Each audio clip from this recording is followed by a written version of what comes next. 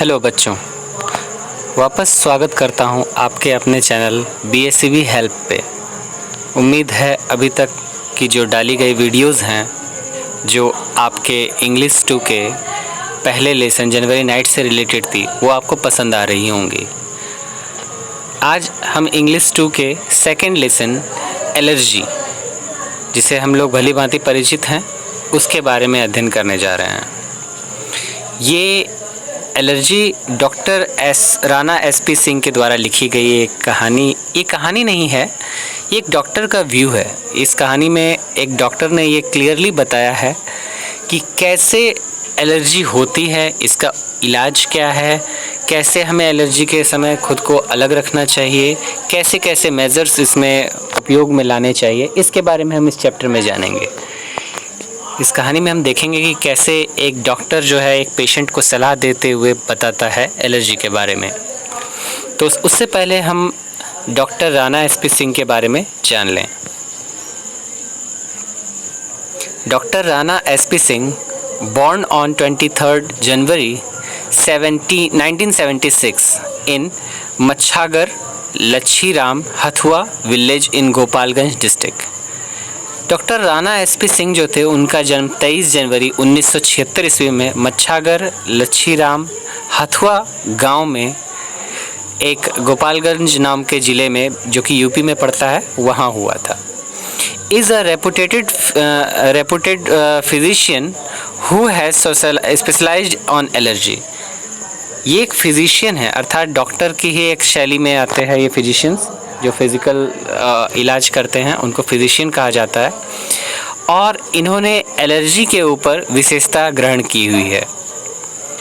He has written a number of articles on healthcare which have found favor of publications in leading newspaper as well as medical journals. इन्होंने कई सारे articles लिखे हैं newspaper में, इनके बारे में लिखे गए विचारों को प्रसारित किया गया है, जिसमें इन्होंने अपने हेल्थ केयर के विचार को डाला है। न्यूज़पेपर, जो बड़े बड़े न्यूज़पेपर्स हैं, एजेंसीज़ हैं, उनमें इन्होंने छापा है, उसके बारे में छपाया गया है इनके द्वारा। मेडिकल जर्नल्स जो कि विद्यार्थियों की शिक्षा के लिए आते हैं, उसमें भी इनके विचारों को दिया गया है। Third son of A police inspector mister Ramdhyan Singh, ये डॉक्टर राणा SP सिंह जो हैं, ये एक पुलिस इंस्पेक्टर के बेटे हैं, तीसरे बेटे हैं। उनका नाम था मिस्टर रामध्यान सिंह।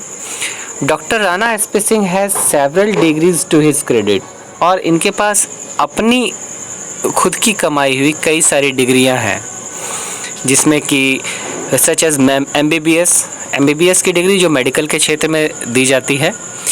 MD है, जो कि PMCH मतलब पटना मेडिकल कॉलेज हॉस्पिटल की ये डिग्री, MD, वहाँ के MD की डिग्री है उनके पास, एंड DA। फिर RCGP, जो कि लंदन से इनको ये डिग्री प्राप्त हुई है। ये सारी भी डिग्रियाँ इनके पास मौजूद हैं। He has read a number of papers in different national seminars. इन्होंने कई सारे राष्ट्रीय सेमिनार में कई सारे अपने विचारों को व्यक्त करने के लिए पेपर्स दिए हैं। The recent being a seminar on epilepsy organized by Department of Neurology, Indira Gandhi institute of medical science Patna. इनका हाल में जो एक सेमिनार हुआ था, वो एपिलेप्सी के ऊपर, मतलब त्वचा रोग के ऊपर था, और उन्होंने वहाँ पर डिपार्टमेंट ऑफ न्यूरोलॉजी के ऊपर में, जो कि Indira Gandhi institute of medical science Patna में है, वहाँ पर इन्होंने अपने विचार को व्यक्त करते हुए इसे बताया था। The present article contains useful tips on how to avoid allergy. ये जो हम लोग पढ़ने जा रहे हैं कि इसमें हम कैसे देखते हैं कि हमें कैसे एलर्जी होती है और हम कैसे उससे अपना बचाव करें।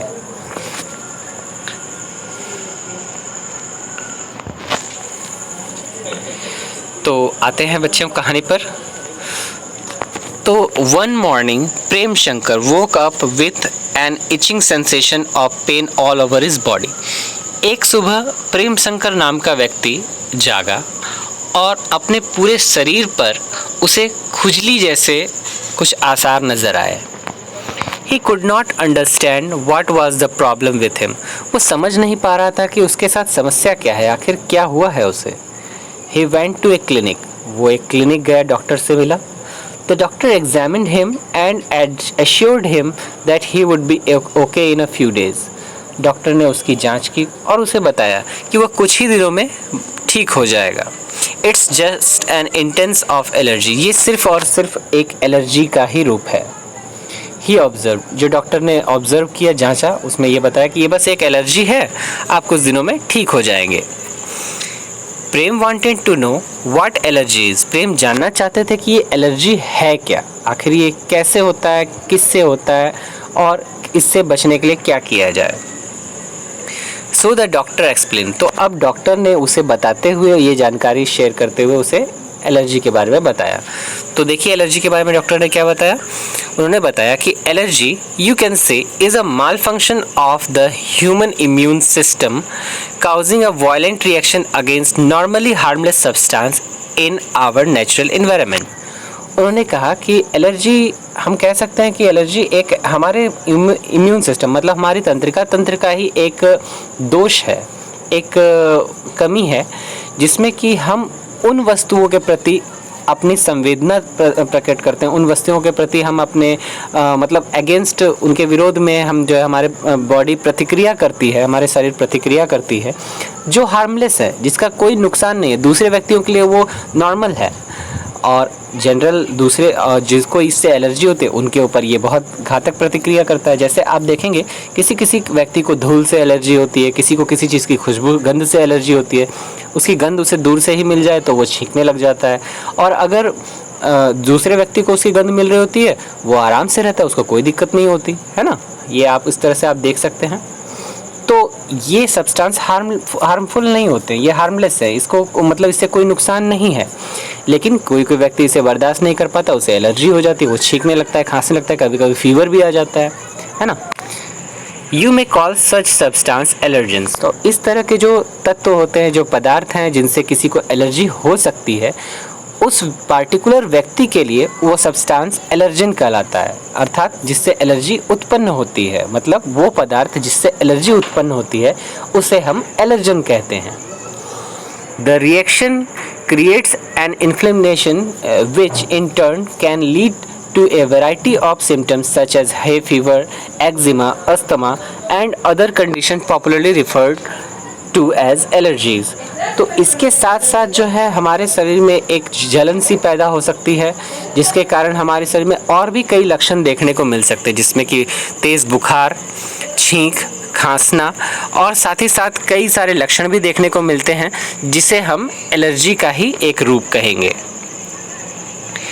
There are genetic and environmental risk factor.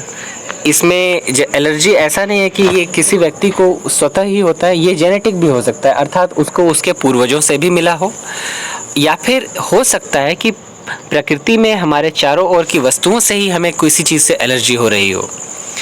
To develop allergic symptoms, one must first be exposed to the specific allergens for some time to build up allergic sensitivity.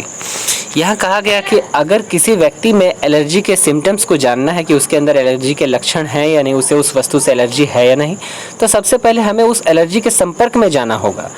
अगर कोई व्यक्ति कुछ समय तक वैसे एलर्जी वाली जगहों पर जाता है, उस वस्तुओं के संपर्क में रहता है और उसके शरीर में ऐसी कोई भी प्रतिक्रिया देखने को मिलती है, जैसे कि उसे बुखार होना, छींक होना, खांसना, ऐसी चीज़ें अगर नज़र आती हैं, उसके अंदर लक्षण देखने को मिलते हैं, तो इसका अर्थ यह होता है कि उस व्यक्ति को उस चीज़ से एलर्जी है.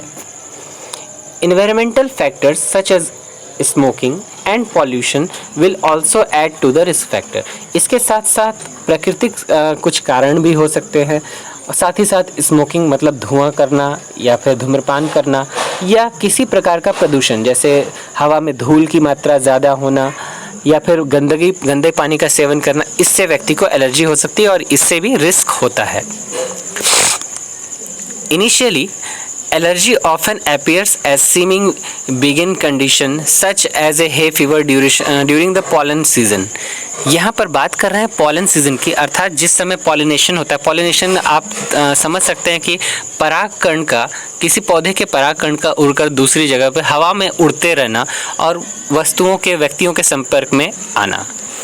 तो ऐसे में व्यक्ति के अंदर किसी जिसको इनसे एलर्जी होती है उनके अंदर फीवर्स देखा जा सकता है। In fact many people gradually build up on allergic condition over many years before experiencing any symptoms whatsoever.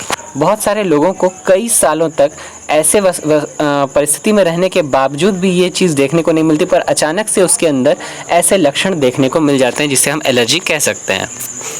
However, for some unfortunate people, कुछ अभाग्यशाली लोगों के साथ देखिए क्या होता है। A certain food or drug or an ordinary insect bite can result in sudden life-threatening anaesthetical shock। मतलब अचानक से कुछ ऐसा भोजन कर लिया या कोई ऐसी दवाई खा ली या किसी छोटे मोटे कीड़े ने काट लिया तो उसको ऐसी एलर्जी हो जाती है जो उसके लिए जीवन का खतरा बन जाती है। मतलब हो सकता है कि उसको अचानक से कोई बड़ा सदमा लग जाए, उसे हार्ट अटैक आ सकता है, उसकी मृत्यु तक हो सकती है, ऐसी स्थिति हो सकती है, उसे झटका सा लग जाता है। Furthermore, of those allergies which starts as eczema or gastrointestinal problems, many involve into asthma, frequently involving respiratory symptoms such as hyperreactivity and obstruction of the airways। इसके साथ साथ जो है कुछ एलर्जीज़ ऐसी भी होती हैं जो कि छींक से शुरू होती है, एक्जिमा से शुरू होती हैं, और साथ ही साथ कभी कभी इंटेस्टाइनल मतलब कि हमारे पेट में प्रॉब्लम, पेट में गड़बड़ी, इंटेस्टाइन्स में दिक्कत, खाना पचने में दिक्कत, गैस बनना, ये सब बहुत सारी चीज़ें हो सकती हैं। इसके बाद फिर अस्थमा मतलब खांसी वगैरह हो जाना, और साथ ही साथ कई सारे रिस्पायरेटरी सिम्टम्स मतलब श्वसन में जो है दिक्कतें होनी शुरू हो जाती हैं, such as hyper reactivity and obstruction of the airways. और हमारी रिएक्टिविटी जो है वस्तुओं के प्रति ज़्यादा बढ़ जाती है और हमारे सांस लेने में हमें तकलीफ़ होती है, क्योंकि सांस लेने की जो नली होती है जिसको ऑसोफेगस कहते हैं, आप पढ़े होंगे इसके बारे में साइंस में, उसमें जो है रुकावटें आ जाती है जिससे सांस लेने में तकलीफ़ होती है। This direct path of development is widely referred to as the allergic march। और इस तरह से लगातार एक के बाद एक लक्षण नज़र आना, इसे एलर्जिक मार्च कहते हैं। मतलब जैसे आप मार्च में देखते हैं ना, परेड जिसको कहते हैं, परेड में एक के बाद एक सिपाही आता जाता है, उसी प्रकार पहले छींक होना, फिर खांसी, फिर बुखार, और फिर ऐसे कई सारे लक्षण नज़र आना, एक के बाद एक लक्षण नज़र आना, इसे हम एलर्जिक मार्च कहते हैं। तो आप इस चैप्टर में थोड़ा थोड़ा समझ रहे होंगे कि एलर्जी क्या है। अगर आपको समझने में कोई भी तकलीफ़ हो तो आप कमेंट बॉक्स में मुझसे पूछें, मैं उसका सही जवाब आपको फिर से दूंगा। एंड इस चैनल के माध्यम से मैं आपको जो है हर एक चीज़ की उपलब्धता कराता रहूँगा जो भी आपको दिक्कत होगी। तो जो इस कहानी के बचे हुए हिस्से हैं वो हम कल देखेंगे। अभी फ़िलहाल के लिए मैं आपसे अलविदा चाहता हूँ, और चैनल को सब्सक्राइब अवश्य करें। वीडियो पसंद आए तो लाइक करें। धन्यवाद।